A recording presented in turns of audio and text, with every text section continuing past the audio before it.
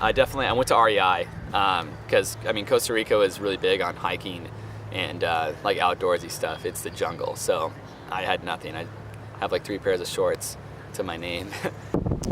Something I would recommend doing before you go to any place is like kind of like having like an in-depth look at whatever place's history, like just to make sure you're like, you know, like when the country was founded or something like that. Like, you know, just the generality, you know, just so you don't go there with a completely blank ignorant state. Like nothing. I actually felt pretty unprepared. I like didn't pack the right clothes. I didn't pack enough.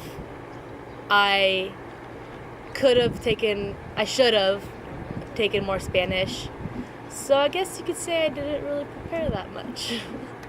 I called my bank and I just had to make sure that they knew I was going abroad and just to make sure some charges would be accepted. You know, I went, bought some stuff to make sure everything would be okay, packed the right clothes, did my research. That's the most important part.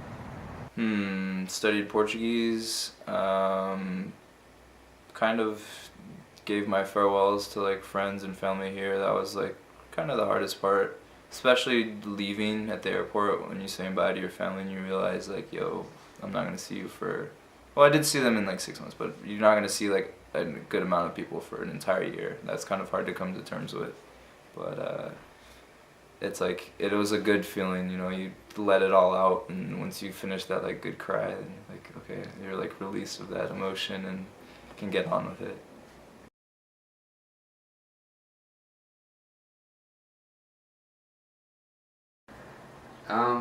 Yeah, I studied in Spanish, and I don't think I was as prepared as I thought I was, because the Spanish in Spain is way different than the Spanish I grew up hearing, and so it took me a while to get used to the dialect, and especially in Granada, where they're like pretty famous for having a like thick accent.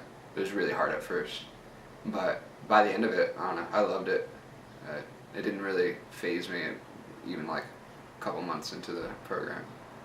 So before I went, I had studied for Portuguese for about 2 years, and while that doesn't like, or I felt for me, it didn't like make me fluent when I got there. It does help a lot to show up with some sort of background, because you're not going to get that like ability to talk to people on the street day to day, but it's going to come to you very, very quickly. You just have to remember what to say when. So. I studied in English. Most people spoke Spanish, and yes and no, I was prepared. So I took some Spanish in high school. I took some university Spanish, but in terms of like application and actually speaking with people that are native speakers, that was like really intimidating for me.